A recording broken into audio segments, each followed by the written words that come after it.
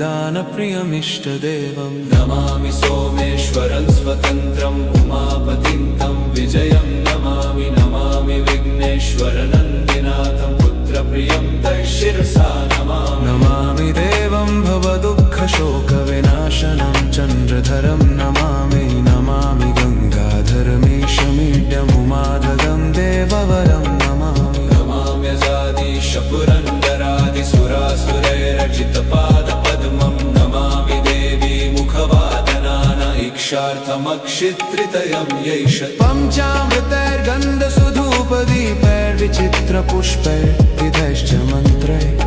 अन्नप्रकारैः सकलोपचारैः